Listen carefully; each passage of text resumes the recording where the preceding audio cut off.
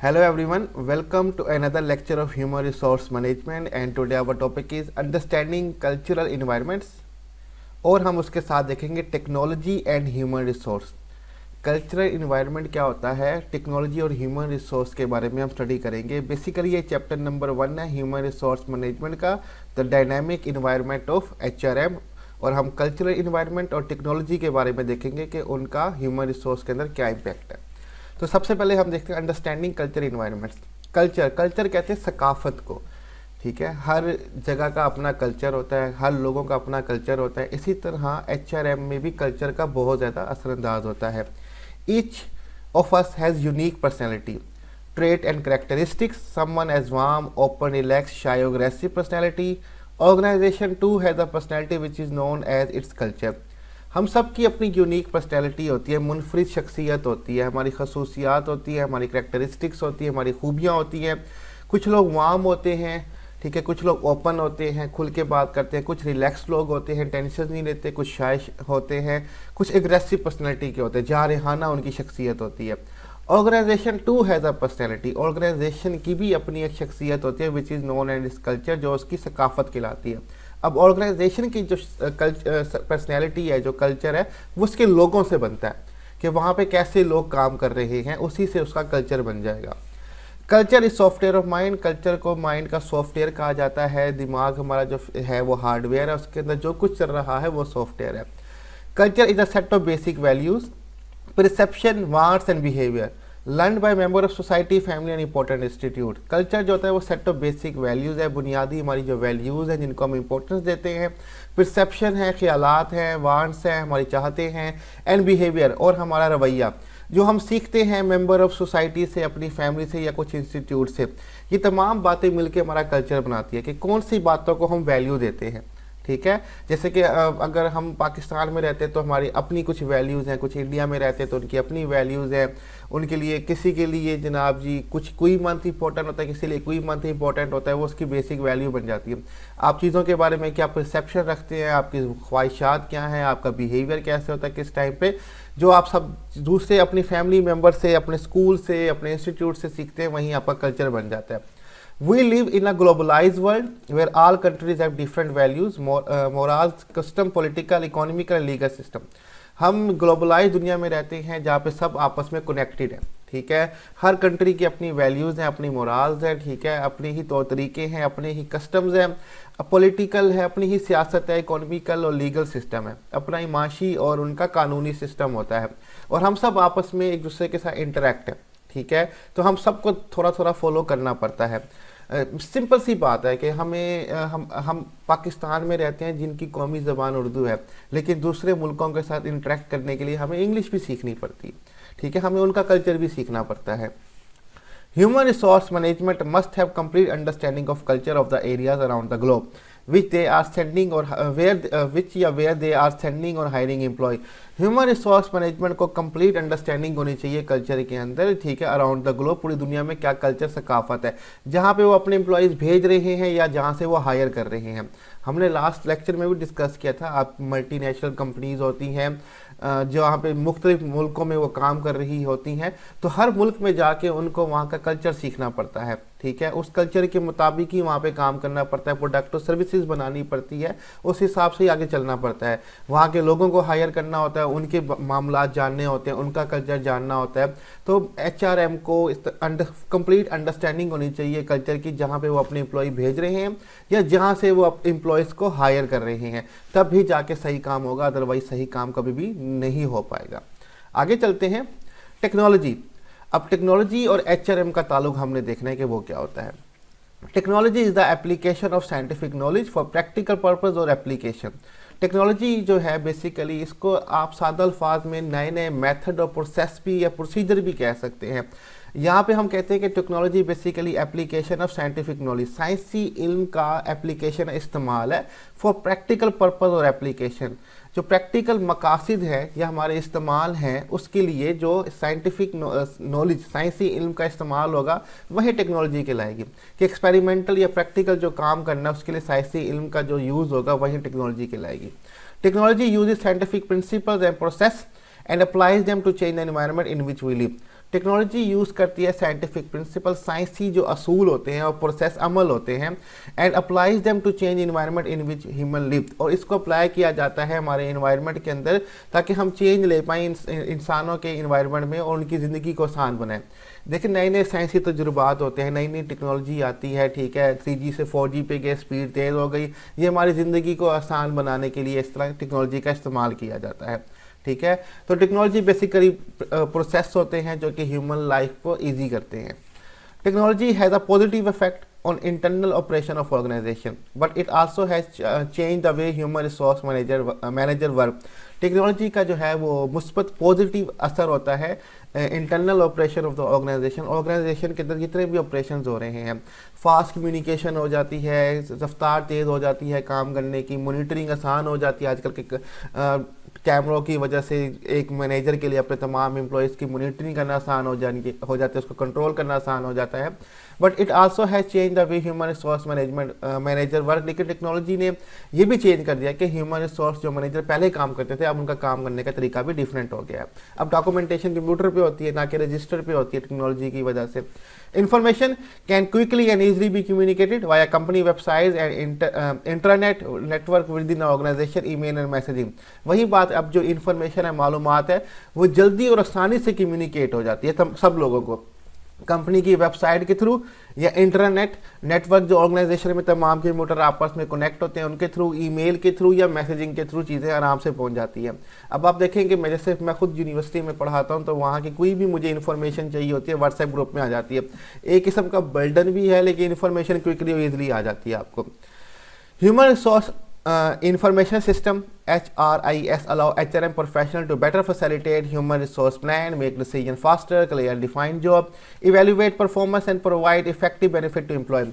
Human resource information system जो है, आजकल ह्यूमन रिसोर्स के बहुत सारे सॉफ्टवेयर आते हैं जिनमें एम्प्लॉयज़ का डाटा, उनकी परफॉर्मेंस, उनकी सैलरी, हर चीज़ जो होती है वो मैनेज हो रही होती है। इसी तरह ह्यूमन रिसोर्स इंफॉर्मेशन सिस्टम जो है ये अलाउ करता है HRM को कि वो professionally to better facilitate human resource plan, पेशा वराना तौर पे HRM प्रोफेशनल जो हैं वो बेहतर तौर से फैसिलिटेट कर सके इंसानी वसाइल की मनसूबाबंदी को। मेक डिसीजन फास्टर, जल्दी से फास्ट फैसले कर सके, जो भी फैसला करना है वो तेज़ी से हो सके। क्लियर डिफाइंड जॉब, जो भी जॉब है अपने एम्प्लॉयज़ को उसको अच्छे तरीके से डिफाइन कर सके।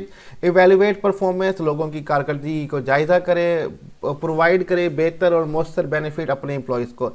ये HRM इंफॉर्मेशन सिस्टम का मकसद है कि हम क्लियर जॉब डिफाइन करें, सही तरीके से इंसेंटिव या बेनिफिट्स दें, परफॉर्मेंस को सही तरीके से एवेल्युएट किया जाए, फास्टर डिसीजन की जाए कि राइट पीपल को राइट जॉब के लिए हायर किया जाए। ये सब कुछ टेक्नोलॉजी की वजह से आज के दौर में बहुत ज़्यादा ह्यूमन रिसोर्स के लिए आसान हो रहा है। आगे चलते हैं, technology and HR, how technology effect human resource management practice. Technology और ह्यूमन रिसोर्स का क्या ताल्लुक है और कैसे टेक्नोलॉजी जो है वो असरअंदाज होती है ह्यूमन रिसोर्स मैनेजमेंट की प्रैक्टिसेस पे, हम उसके बारे में देख लेते हैं। सबसे पहले हमारे पास आ जाता है स्टाफिंग, दफ्तरी अमला, ठीक है। इसमें स्टाफिंग का बेसिकली मतलब होता है लोगों को जॉब के लिए रिक्रूट करना और सिलेक्ट करना, ठीक है। तो इसमें टेक्नोलॉजी का क्या असर है हम वो भी देख लेते हैं। Staffing is an operation of recruiting and selecting the employees by evaluating their skills, knowledge and then offering them specific job accordingly। Let's see how technology affect this practice। Staffing basically HRM का ही एक operation है जिसमें हम recruit करते हैं, attract करते हैं pool of candidate को कि वो अप्लाई करें और फिर उनको सेलेक्ट करते हैं by evaluating their skills knowledge. और फिर हम सेलेक्ट करने के लिए हम इवैल्यूएट करते हैं, तज्जिया और जायज़ा करते हैं उनके स्किल्स का, महारतों का, उनके नॉलेज का, इल्म का, उनके सर्टिफिकेट्स वगैरह जो भी होते हैं, और फिर हम उनको ऑफर करते हैं स्पेसिफिक जॉब उनके हिसाब के मुताबिक। देखते हैं कि क्या टेक्नोलॉजी का इफेक्ट है प्रैक्टिसेस के ऊपर। अब इसमें रिक्रूटिंग और सिलेक्टिंग है, दोनों को देख लेते हैं। रिक्रूटिंग कहते हैं भर्ती करना, उर्दू में अगर आप मीनिंग देखेंगे तो इसका मतलब होता है भर्ती करना। कॉन्टैक्टिंग या attracting a pool of applicants is most critical aspect of recruiting. Contact करना पूल ऑफ एप्लीकेंट्स को कि वो जॉब के लिए, ये बड़ा इंपॉर्टेंट एक हमारे पास फंक्शन होता है HRM का कि आप ऐसी ऐड दें या इस तरह से ऐड दें और उसमें पूरी डिटेल होनी चाहिए कि सिर्फ काबिल लोग ही आपकी नौकरी के लिए अप्लाई करें। हम सब ऑर्गेनाइजेशन यही चाहती हैं और इसी को रिक्रूटिंग कहा जाता है। Word of mouth, newspaper ad and college visits are often replace together by job posting on internet. पहले लोगों को जॉब्स के बारे में तला देने के लिए कि वो अप्लाई करें, वर्ड ऑफ माउथ लोगों को कहा जाता था कि आप हमारी न्यूज़ आगे फैला दें, न्यूज़पेपर ऐड चलाई जाती थी, कॉलेज विजिट किया जाता था। अभी तमाम चीज़ें जो हैं एक साथ ही रिप्लेस्ड हो गई हैं। अब जॉब्स को पोस्ट कर दिया जाता है इंटरनेट के ऊपर ही, ठीक है, उनके ऊपर ही हम लोग पोस्ट कर देते हैं जॉब्स को, और फिर वहीं से लोग जॉब देखते हैं, उस पर अप्लाई करना शुरू कर देते हैं। Posting job on company website or on another such websites such as careerbuilder.com, rosie.com help manager to reach larger pool of applicant। यहाँ पे rosie.com बेसिकली है पोस्टिंग जॉब और कंपनी वेबसाइट, कंपनी की अपनी वेबसाइट पे लोग जॉब्स को post करते हैं, और बहुत सारी अदर सर्च वेबसाइट हैं जैसे कि कैरियर बिल्डर है, rosie.com है, यहाँ पे लोग कंपनीज अपनी जॉब्स पोस्ट कर देते हैं, इन्हीं के थ्रू लोग अप्लाई कर रहे होते हैं नौकरी के लिए। तो रिक्रूटिंग में इंटरनेट का होना बहुत आसान हो गया है लोगों को जॉब्स के बारे में मालूमात पहुंचाने के लिए। तो ये तो एक इम्पैक्ट हो गया टेक्नोलॉजी का रिक्रूटिंग के ऊपर। नेक्स्ट हमारे पास एम्प्लॉय की सिलेक्शन पे टेक्नोलॉजी क्या असरअंदाज करती है वो भी हम देख लेते हैं। Hiring good people is really challenging in technology based organisation. ऐसी ऑर्गेनाइजेशन, ऐसी कंपनी जो टेक्नोलॉजी बेस होती हैं, जैसे कि आजकल हर कंपनी टेक्नोलॉजी बेस या कंप्यूटर इंटरनेट हर जगह इस्तेमाल होता है, लेकिन जो खसूसी टेक्नोलॉजी बेस्ड ऑर्गेनाइजेशन होती हैं वहाँ पे अच्छे लोग हायर करना, भर्ती करना बड़ा चैलेंजिंग, बड़ा मुश्किल होता है। Because they require special technical skills, क्योंकि बहुत स्पेशल टेक्निकल स्किल्स इसके लिए हमें चाहिए होती हैं। Employee must be smart and able to survive in demanding culture of today dynamic organisation. Employee को स्मार्ट, समझदार, अंडरस्टैंडिंग, रिलैक्स होना चाहिए, और उसमें इतनी काबिलियत होनी चाहिए कि जो डिमांडिंग कल्चर है टुडे डायनामिक ऑर्गेनाइजेशन का, ऐसी ऑर्गेनाइजेशन जो आए दिन इंप्रूव हो रही है, डेवलप हो रही है, चेंज हो रही है, उस तरह की सकाफत, उस तरह के कल्चर में वो सर्वाइव कर सके। इतना स्मार्ट और इतना इंटेलिजेंट और इतना उसमें पेशेंस होना चाहिए। मैंने internet tool, US search, truth finder में background search of applicant quick and easy. अब जब भी हम किसी की भर्ती सिलेक्शन कर रहे होते हैं तो इंटरव्यूज़ वगैरह होते हैं, उसमें उसका बैकग्राउंड इन्वेस्टिगेट किया जाता है। तो जब बैकग्राउंड इन्वेस्टिगेशन की जाती है तो उसके लिए कुछ वेबसाइट है अमेरिका के अंदर, जैसे यूएस सर्च है, ट्रूथ फाइंडर है। ये बड़ा हेल्पफुल साबित होता है कि आप अपने एप्लीकेंट के बारे में बैकग्राउंड सर्च कर लें कि उसकी बैकग्राउंड पोजीशन क्या थी, ठीक है, उसमें कोई क्रिमिनल रिकॉर्ड तो नहीं है, कुछ इशू तो नहीं है उसके डॉक्यूमेंट्स के अंदर। ये तमाम चीज़ें ईजिली हम आइडेंटिफाई कर सकते हैं यूएस सर्च और ट्रूथ फाइंडर के थ्रू। HRM selection tool, telephone, online interviews, background check, skill assessment sector help to rule out people who aren't team player and can't fit with the company culture. अब HRM के जो selection tool हैं, चाहे वो telephone interview हो, चाहे वो online interview हो, बैकग्राउंड चेक हो, स्किल की असेसमेंट हो, ये तमाम हमारे लिए आसान कर देते हैं कि हम उन लोगों को जॉब से निकाल दें जो कि हमारे लिए टीम प्लेयर नहीं है और जो हमारी कंपनी के कल्चर में फिट नहीं हो सकते। तो इंटरव्यूज़ के थ्रू हमें ये चीज़ें भी पता आराम से चल जाती हैं, और ये टेक्नोलॉजी का इम्पैक्ट ही है कि हमें लोगों के बैकग्राउंड के बारे में भी पता चल जाता है। तो स्टाफिंग के अंदर यानी कि रिक्रूटमेंट और सिलेक्शन के अंदर टेक्नोलॉजी का क्या असर है वो हमने देख लिया है। आगे चलते हैं, ट्रेनिंग और डेवलपमेंट में देखते हैं कि कैसे असरअंदाज होती है टेक्नोलॉजी हमारी। Technology has great impact how HR manager orient, train and develop employee and help them manage their career. Technology का बहुत गहरा असर है, बहुत ही ग्रेट असर है। हाउ HR मैनेजर ओरिएंट, किस तरह से HR मैनेजर जो है वो ओरिएंटेशन करवाता है अपने एम्प्लॉय की कंपनी से और कंपनी की एम्प्लॉय से, यानी कि वाकिफ़ करवाना एम्प्लॉय को कंपनी के तमाम इन्वायरमेंट से और उनके अपने काम से। ट्रेन, उनकी तरबियत करना कि किस तरह से उनकी तरबियत की जाती है, इसमें टेक्नोलॉजी का बड़ा ग्रेट इम्पैक्ट है। And develop employee and help them manage their career, और एम्प्लॉय की तरक्की करना, डेवलपमेंट करना और उनके कैरियर को सेट करना, उनकी हेल्प करना कैरियर बनाने में, इसमें टेक्नोलॉजी का बड़ा ही गहरा इम्पैक्ट है पड़ा। The internet has provide opportunity to deliver web based training. अब इंटरनेट के थ्रू आप वेब बेस्ड ट्रेनिंग कर सकते हैं, आपको कहीं पे फिजिकल जाने की ज़रूरत नहीं है, आप इंटरनेट के थ्रू ही डिफरेंट लेक्चर अटेंड करके, वीडियोस देख के ही ट्रेनिंग हासिल कर सकते हैं। Tele conferencing technology, telephone conference के जरिए की जो टेक्नोलॉजी है, allow employee to train and collaborate in group regardless of their location. आप चाहे कहीं भी हो, टेली कॉन्फ्रेंसिंग के through online face to face बात करके, एक दूसरे की एक्टिविटीज़ को देख के, आप चाहे किसी लोकेशन पे भी हो, आप ट्रेन कर सकते हैं, अपनी तरबियत कर सकते हैं और दूसरों के साथ कोलैबोरेशन तावन भी कर सकते हैं। जैसे कि आपको पता कोविड के दौर में सब ने ऑनलाइन क्लासेस की, ऑनलाइन कोलैबोरेशन चल रही थी स्टूडेंट्स और टीचर्स की। हाँ, आई नो कि उसमें बहुत सारी इश्यूज़ भी थे, लेकिन स्टिल फर्स्ट फेज था, फर्स्ट टाइम अटैम्प्ट था, लेकिन उसमें काफ़ी लोगों को स्टडी करने में, टीचिंग करने में आसानी हो गई कि आप चाहे जहाँ भी हो, रिगार्डलेस ऑफ योर लोकेशन, आप उनको टीच कर सकते हैं। इसी तरह जिसने योगा करना होता है, एक्सरसाइज करनी होती है, वो यूट्यूब पे वीडियोस देख के ही कर लेते हैं, उनको वहाँ पे जाने की ज़रूरत नहीं पड़ती। तो ये टेक्नोलॉजी का हमारे पास इम्पैक्ट है ट्रेनिंग के ऊपर।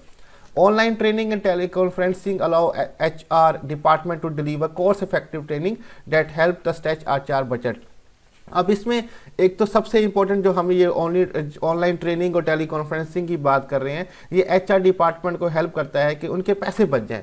ये कॉस्ट इफेक्टिव ट्रेनिंग होती है, खर्चा नहीं होता, बजट में आसानी हो जाती है, एचआर को लोगों को बुलाने का खर्चा ही नहीं होता, ऑनलाइन ही ट्रेनिंग मिल जाती है वगैरह वगैरह। तो इस तरह से कॉस्ट की भी बहुत ज़्यादा बचत हो जाती है टेक्नोलॉजी की वजह से ट्रेनिंग और डेवलपमेंट के अंदर। अब आप यहीं देख लें, जो लोग प्लेन चलाने की प्रैक्टिस करते हैं, अब डायरेक्ट उनको प्लेन तो नहीं चलाने दिया जा सकता ना, तो उनके लिए आर्टिफिशियल मॉडल बनाए जाते हैं जिसमें वो बैठ के प्लेन चलाना सीखते हैं। तब भी जब वो सीख जाते हैं आर्टिफिशियल मॉडल के अंदर, सिमुलेशन के अंदर, तब भी जाते हैं वो रियल प्लेन चलाते हैं। अब ये तो नहीं कि उनकी प्रैक्टिस के लिए, उनकी ट्रेनिंग के लिए असली जहाज़ उड़ाने दिया जाए और फिर क्रैश हो जाए, नुकसान उनका भी और कोई कैजुअलिटी भी हो सकती है। तो टेक्नोलॉजी का बड़ा इम्पैक्ट है ट्रेनिंग के अंदर, ठीक है।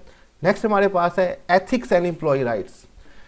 एथिक्स और एम्प्लॉय राइट्स के अखलाक और एम्प्लॉय के जो हकूक़ हैं उसके ऊपर टेक्नोलॉजी का क्या इम्पैक्ट है। आजकल बुरा इम्पैक्ट है, सर्वेलेंस रखी जाती है, नज़र रखी जाती है एम्प्लॉयज़ के ऊपर। मैं एक स्कूल में पढ़ाता था, स्टार्ट में क्लास के अंदर कैमरे लगे होते थे, टीचर्स और स्टूडेंट्स की प्राइवेसी ही नहीं थी, तो मैं वहाँ पर छोड़ के निकल आया था कुछ अर्से बाद ही। बहुत स्ट्रिक्टनेस थी, बहुत ज़्यादा स्ट्रिक्टनेस थी वहाँ पर। Electronic surveillance of employee by employer is an issue and against the employee rights to privacy।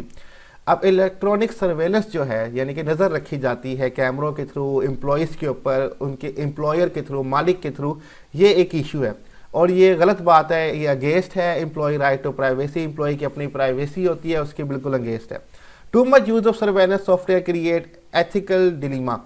बहुत ज़्यादा सर्वेलेंस करना, सर्वेलेंस सॉफ्टवेयर का इस्तेमाल करना, ये एथिकल डिलीमा है, ये गैर अखलाकी है और डिफ़िकल्ट सिचुएशन पैदा कर देता है।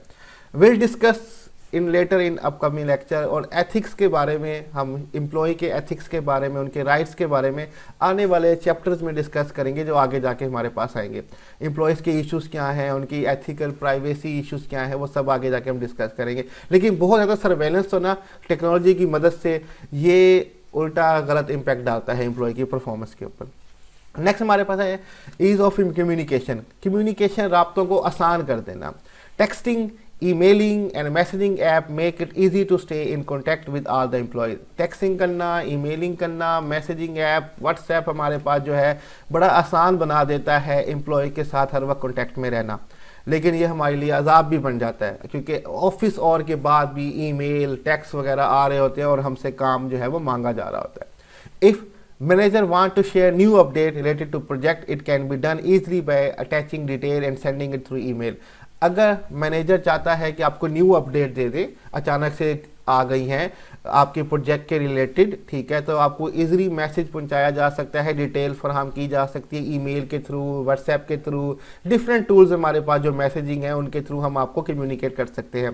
तो टेक्नोलॉजी की वजह से कम्युनिकेशन जो है ये बहुत ज़्यादा हमारे पास आसान हो गई है। नेक्स्ट हमारे पास है डॉक्यूमेंटेशन, दस्तावेजात। अब डॉक्यूमेंटेशन बड़ी आसान है, कंप्यूटर में फाइल रख देते हैं, बचत हो जाती है, पुराने रजिस्टर नहीं खोलने पड़ते, उनको सर्च नहीं करना पड़ता, कंप्यूटर में आप वर्ड लिखते हो आपको डॉक्यूमेंट मिल जाते हैं।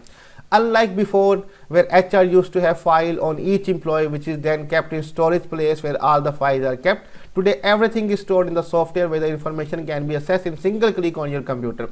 जैसे कि पहले HR यूज़ करते थे फाइल हर एम्प्लॉय के बारे में और फिर उसको स्टोर में रखा जाता था, छुपा के रखा जाता था, फिर ढूंढने में परेशानी होती थी। अब बिल्कुल ऐसा नहीं होता, तमाम इन्फॉर्मेशन जो है वो एक सॉफ्टवेयर के अंदर, डिटेल के अंदर रख दी जाती है हमारे कंप्यूटर के हार्ड डिस्क के अंदर, और एक क्लिक पे हमें वो तमाम इन्फॉर्मेशन जो है इजीली मिल जाती है।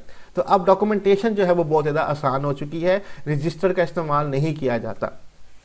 लेकिन हमारे यहाँ जो इंटरनेट का इशू है, इसकी वजह से काफ़ी इश्यूज हमें क्रिएट हो जाते हैं और समटाइम फिर वो दस्तावेजात पुराने फाइल सिस्टम ही ठीक चल रहे होते हैं। ठीक है, हमारा इंटरनेट का डाउन होना, हमारी वेबसाइट का डाउन हो जाना, ये बहुत प्रॉब्लम क्रिएट करता है। हम अभी आईटी में इतने आगे नहीं निकले, हमारे यहाँ लोड शेडिंग बहुत हो जाती है, इंटरनेट बंद हो जाते हैं, जिसकी वजह से बाज़ औक़ात ये टेक्नोलॉजी का जो डॉक्यूमेंटेशन है हमारे लिए प्रॉब्लम भी क्रिएट कर देती है। जब तक ये ठीक नहीं होंगे हमारी डॉक्यूमेंटेशन जो है टेक्नोलॉजी के हिसाब से ठीक नहीं चल सकती। नॉलेज वर्कर्स इशू, ऐसे वर्कर जो बहुत ज़्यादा स्किलफुल हैं, आईटी बेस्ड हैं, इनके इश्यूज क्या होते हैं, टेक्नोलॉजी इन पे भी असरअंदाज होती है। Knowledge workers who job are design around acquisition and application of information such as physician, design thinker and engineer etcetera can be distracted by different website such as social और online websites, they are needed to be monitor. Knowledge worker जिनका mostly काम जो है design करना और acquisition of information है, कि मालूमात के साथ घिरे रहना, टेक्नोलॉजी के साथ घिरे रहना, जैसे कि फिजिशियन होते हैं, इंजीनियर होते हैं, डिज़ाइन थिंकर होते हैं, जिनका सारा काम टेक्नोलॉजी के साथ होता है। बाज़ औक़ात ये डिस्ट्रैक्ट हो जाते हैं वेबसाइट्स के थ्रू, जैसे कि सोशल वेबसाइट, सारा काम वहीं पे स्पेंड करते हैं, ऑनलाइन बेट वेबसाइट के अंदर। अब मैं एक दो दफ़ा टीसीएस के ऑफिस में गया, उनका काम टीसीएस का आपको पता पूरा कंप्यूटराइज वो बिल वगैरह जनरेट कर रहे होते हैं, या एक दो यूनिवर्सिटीज़ में मैंने देखा जहाँ पे लैब अटेंडेंट बैठे होते हैं, वो अपने काम की जगह वहाँ पे यूट्यूब पे मूवीज़ देख रहे होते हैं, फेसबुक पे, सोशल मीडिया पे बैठे होते हैं, वगैरह वगैरह अपनी एक्टिविटीज़ कर रहे होते हैं, जिनसे उनकी अपनी परफॉर्मेंस पे असर पड़ता है। They are needed to be monitor, इनको मॉनिटर करना बड़ा ज़रूरी है कि अपने ऑफिस आवर के अंदर वो इस तरह की एक्टिविटीज़ में इन्वॉल्व ना हो, बेट वेबसाइट में ना जाएँ, सोशल वेबसाइट कम यूज़ करें ताकि अपने काम पर फोकस कर सके वो। लास्ट हमारे पास आ जाता है टेक्नोलॉजी का असर जो है कम्पिटिटिवनेस, मुकाबलेबाजी के ऊपर कितना है। ठीक है, हर ऑर्गेनाइजेशन कम्पीट कर रही है, जिसके पास टेक्नोलॉजी बेहतर होती है वो आगे निकल जाती है। Technology tend to level the competitive playing field, technology है वो कम्पिटिटिव फील्ड जो है प्लेइंग की, उसकी टेक्नोलॉजी को अबव करती है, उसकी लेवल को अबव करती है, मुकाबला बढ़ गया है टेक्नोलॉजी की वजह से। इस 16 को इग्नोर कर दीजिएगा, आई डोंट नो ये कहाँ से लिखा गया। It provides organization no matter their size और market power with the ability to innovate, bring product to market repeatedly and respond to customer request. Technology जो है, चाहे ऑर्गेनाइजेशन का कोई भी साइज हो, छोटी है बड़ी है, चाहे उसके पास पावर है ज़्यादा पावर नहीं है, लेकिन टेक्नोलॉजी जो है वो उनको इस काबिल बना देती है कि वो मार्केट के अंदर नए से नए जिद्दत वाले इनोवेटिव प्रोडक्ट लेके हैं और जल्दी से लेके हैं, अपने कस्टमर को फ़ौरन उनकी रिक्वेस्ट जो है उसको रिस्पॉन्ड कर सकें, जल्द से उनकी जो ख्वाहिशात हैं, नीड्स हैं, वांट्स उनको पूरा कर सकें। टेक्नोलॉजी हमें इस काबिल बना देती है। Many companies have found that service in technology, programming, radiology, the science dealing with X-ray and other high energy radiation and financial analysis can be provided by skilled employee in India as easily as employee in United States. अब mostly जो technology based काम होते थे, पहले सोचा जाता था कि ये डेवलप्ड कंट्री में जो पहले से तरक्की याफ्ता है वहाँ पे ज़्यादा बेहतर हो सका। अब जैसे कि many companies have found at service in technology, कि अब बहुत सारी कंपनियों ने ये देखा है कि जो टेक्नोलॉजी की सर्विसेज हैं, या प्रोग्रामिंग का काम है, या रेडियोलॉजी का काम है, यानी कि एक्सरे वगैरह का, या हाई एनर्जी रेडिएशन का काम है वो, या फाइनेंशियल एनालिसिस, ठीक है, मालियाती तज्जिया करना है, आपको स्किल्डफुल एम्प्लॉय इंडिया में भी अब मिल जाते हैं, जैसे कि आपको अमेरिका में मिल जाते हैं। अब यानी कि इंडिया जो है इन तमाम फील्ड के अंदर कंपेटिटिव है अमेरिका के साथ। पाकिस्तान इससे बहुत पीछे है अभी टेक्नोलॉजी की बेस पे, लेकिन इंडिया में अब कंपटीशन बढ़ गया है। वहाँ पे इन तमाम फील्ड्स के अंदर service in technology, programming, radiology, financial analysis के स्किल एम्प्लॉई आपको आराम से मिल जाते हैं, क्योंकि वो ये सब चीज़ें सीख चुके हैं। जो अमेरिका में चाहिए वो अब आपको इंडिया में भी अवेलेबल ईजिली हो जाता है। तो कंपटीशन बढ़ गया है कंट्रीज़ का आपस में भी। तो टेक्नोलॉजी का होना आपकी कंपिटिटिवनेस को इंक्रीज़ करता है। तो यहाँ पे हमारा टेक्नोलॉजी का जो इम्पैक्ट है एचआर के ऊपर वो कंप्लीट हो जाता है। हमने देखा कि कल्चर का क्या असर होता है, और मेन टॉपिक हमारा टेक्नोलॉजी था, उसका क्या इम्पैक्ट होता है एचआर की प्रैक्टिसेस के ऊपर, वो भी हमने देख लिया। लेक्चर थोड़ा सा डिटेल था, स्लाइड्स का लिंक मैं डिस्क्रिप्शन में दे दूंगा, वहाँ से डाउनलोड कर सकते हैं। और कोई भी क्वेश्चन टॉपिक से रिलेटेड हो आप कमेंट में हमसे पूछ सकते हैं। अपना ख्याल रखिएगा। खुदा हाफिज़।